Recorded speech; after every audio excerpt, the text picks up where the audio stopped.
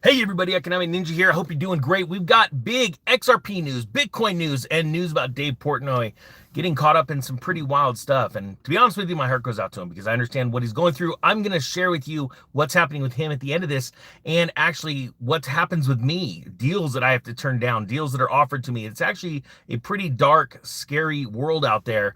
But the thing is with crypto, I want you to understand this exact same scenario happens in stocks, okay? So first off, if you own XRP, do me a favor, type it down below. And again, I have not sold any of my XRP. I'm not going to be selling any of my XRP until it hits $12, and I'll let you know what I'm doing then. Oh, one last thing. This is the last day for the current price of the pre-filming discount of Crypto DeFi Pro. I'm going to give you so much value. It's stupid. I'm not joking. If you want the link down below, you'll get that course and my crypto picks. You're going to know what I'm buying and when I'm selling and when. Okay. So if you want those, links down below. All right. Let's see here. Okay. XRP. There's a lot of big XRP news. Now we've covered this before, but I think it's going to get bigger and bigger. Why is airplane mode on? Oh, it's because I was flying yesterday.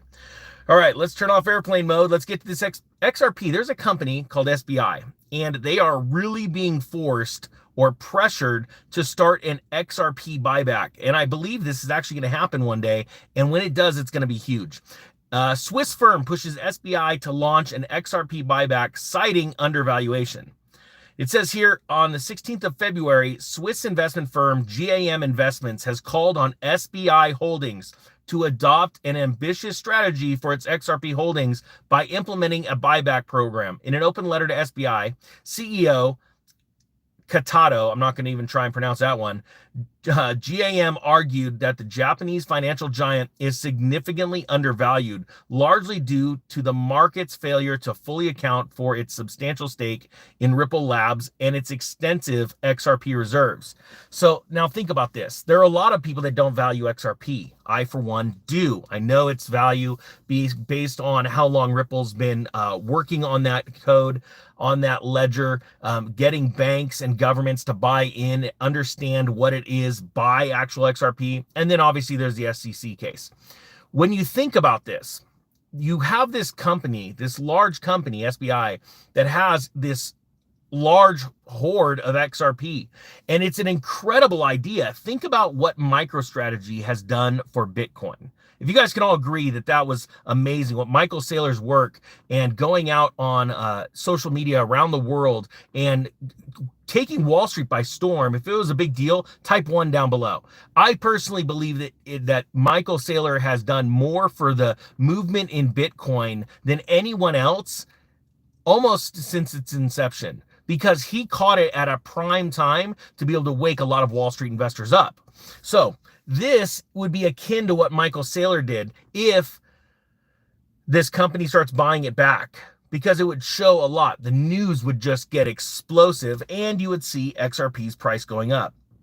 Now it says here, GAM highlighted a disparity between SBI's market capitalization, which stands in the 1.2 trillion yen range, and the estimated value of its indirect Ripple holdings, which exceeded 1.6 trillion Japanese yen. Think about this. It has indirect holdings of more than its entire company's valuation. It's a big deal, right? All right, let's move on to the next story. Got a lot to cover here. Stand by. Oh, come on, Ninja, get it together. All right, we'll delete that one. All right, next one. Where is it? Altcoin warning. Nope, that's not it. Jeez, oh, Ninja, get it together. So it's always awkward when it's live. This is, here we go. A global Bitcoin race. Now, we've been talking about this a lot, and Forbes, to be honest with you, is failing as a news media company. How many of you guys follow Forbes and have noticed that the news is all identical? Type 2 if you notice that. It's getting bad. Forbes is trying so hard to be relevant as a business publication now. All it's doing is trying to clickbait the crap out of you guys and me. But this one worked. I'm going to show you why. It says, buckle up. Global Bitcoin race suddenly begins as price braces for important Trump update. Now, I would like to let the people at Forbes know that whoever writes these stories, well, this is Billy. Oh, Billy, should probably get fired, but okay, I'm going to explain why in a second. Bitcoin has seen its Donald Trump-induced price rally stall in recent weeks, despite Trump advisor and Tesla billionaire Elon Musk sparking a potential Federal Reserve crisis.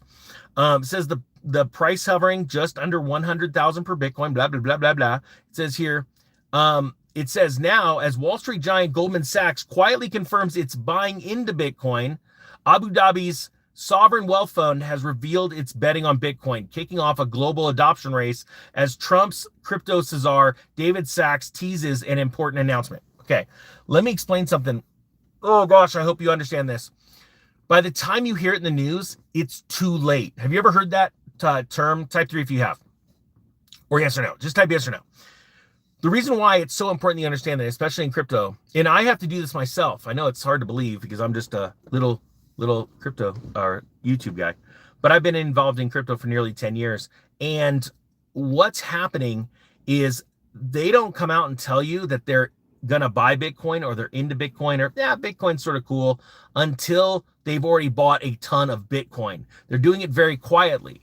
I'll give you an example. There are companies that I've been reaching out to just to do over-the-counter purchases. And pretty soon I'm going to reach out to a couple large crypto exchanges, because when I buy my position, I've been in this for a long time. I know it sounds funny because I do videos on tricycles and cardboard, never going to stop that. But I've been doing this for a long time. And when I buy, it moves the market. And so I can't just go out and start buying on exchanges. So I have to do those OTC deals. That's what's been going on with BlackRock for years and years and years. They've been buying up so much darn Bitcoin, it's insane. And then they came out and said, hey, you know what? We think everyone should have a little Bitcoin. They're pumping their own bags, right? And then you also see these news stories come out where they say, hey, BlackRock just sold a ton of Bitcoin. All they did was sell it to a subsidiary, went to a different wallet, scared the piss out of a bunch of retail investors, and then they went and bought up a bunch more in another wallet. It's sad to see. I'm watching it for the last 3 or 4 years with XRP. Where I used to be on the XRP list was at a certain point. Now I'm way down here because I'm watching banks load up wallets that will blow your mind. And I think it's really important that people understand this because, and we're going to get to this Dave Portnoy stuff, because once you see it for what it is, you know how to strategize and buy and sell at the proper time. Sorry, I'm trying to get out of the sunlight. I don't have a tripod with me today. Okay, so I hope you get something out of that. All right, so let's do this. Where are we going? Okay, that's all I wanted to cover with Forbes. That's all Forbes is good for. All right, here we go. Ooh, one of those team members are calling me right now. I got to get off this real quick. Okay, here we go.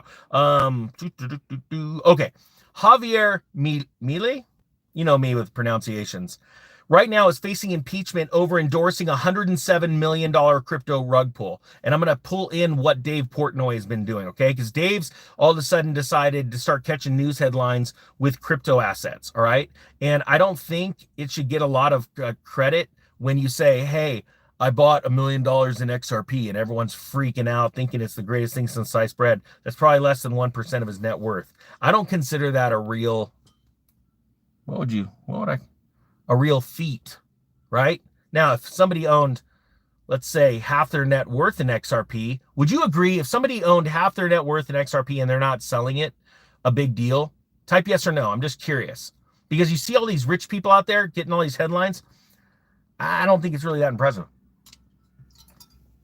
Okay, Milei now faces the risk of impeachment after the Argentina's fintech chamber has acknowledged the case may be a rug pull. It says here, Milei met with mysterious crypto entrepreneur Hayden Mark Davis, remember that name, on January 30th, who was presented to the president as an infrastructure partner for the project. This project is called, let me blank it again, it is the, come on now. Oh, come on.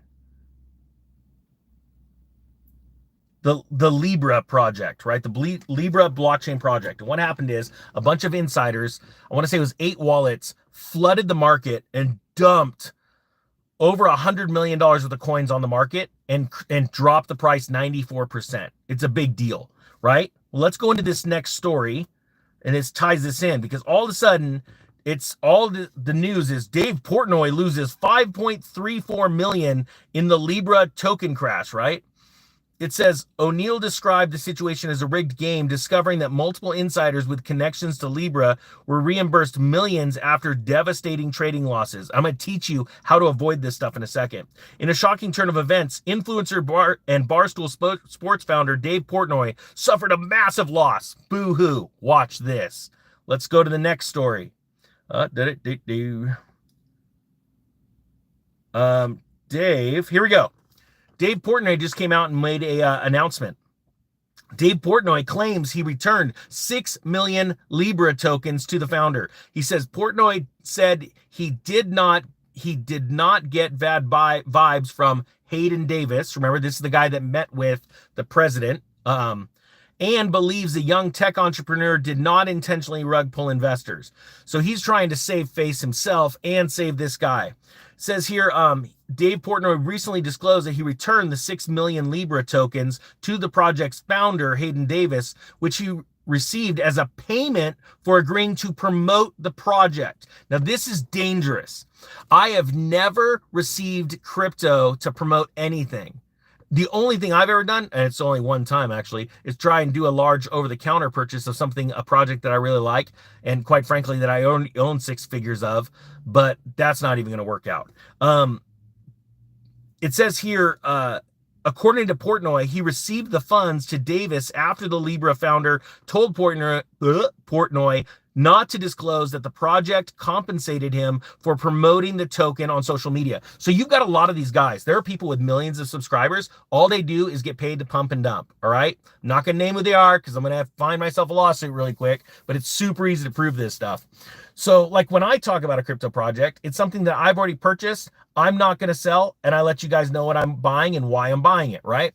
There's a dangerous line of, and it's straight up responsibility on my part and every other investor's part around the world where, and you've seen me do this. Let me give you an example. XCN, type 10 or type XCN if you remember me coming out and saying, hey, I bought this. I'm not going to sell right now, but I think that you guys should take some profits. I'm not going to. I can take this hit. How many of you guys remember me saying that? XCN, right?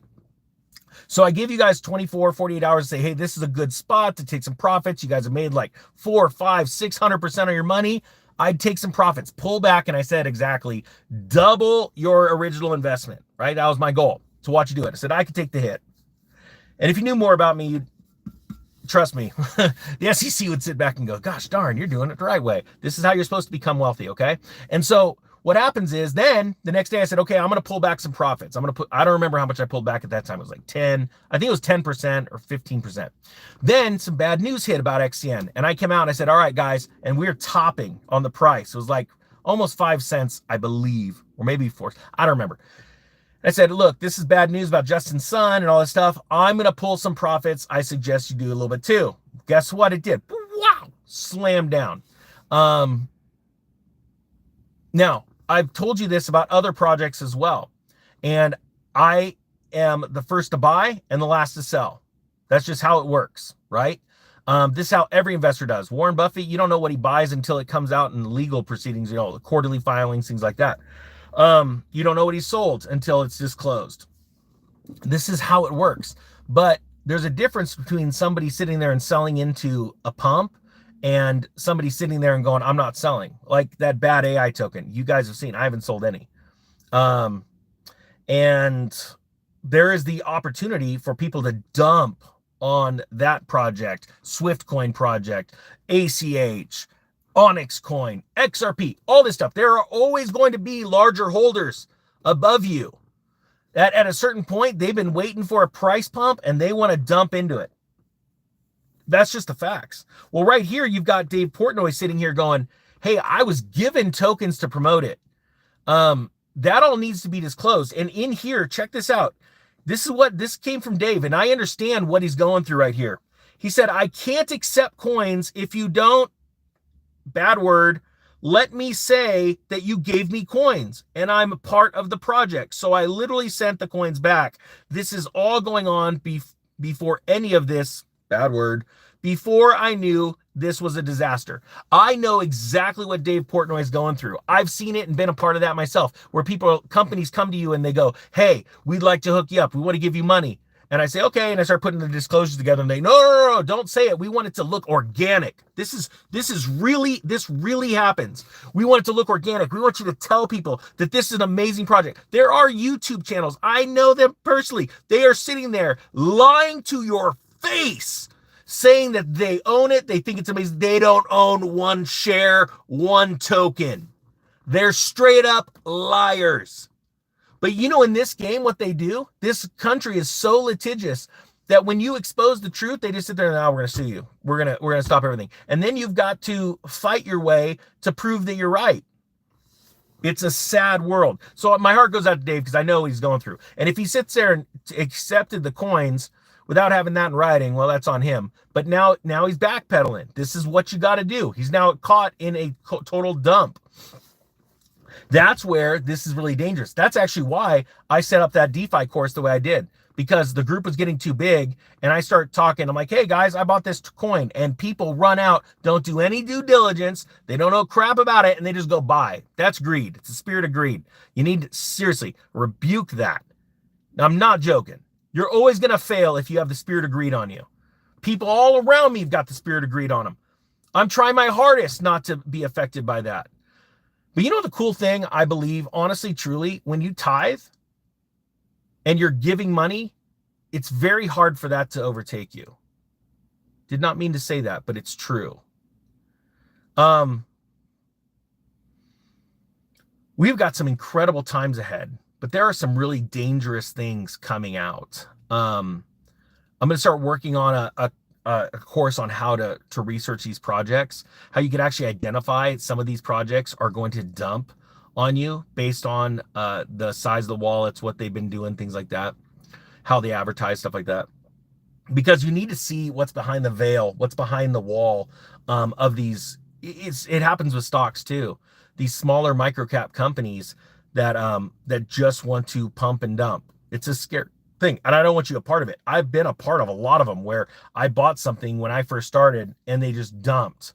The market just dumped and I didn't know what I was doing. So I learned the hard way. So I'll teach you all guys that in the future. I'm going to try and start filming that next week. But my point being is, if you want the DeFi course, the link's down below. It's the last day for this sale. I've still got, I think, 10 videos to upload. But right now, you're going to see a couple of the coin picks. They're doing well. I'm excited where they're at. If they come down any more, I'm going to be doubling my positions. All right, that being said, the Economic Ninja is out.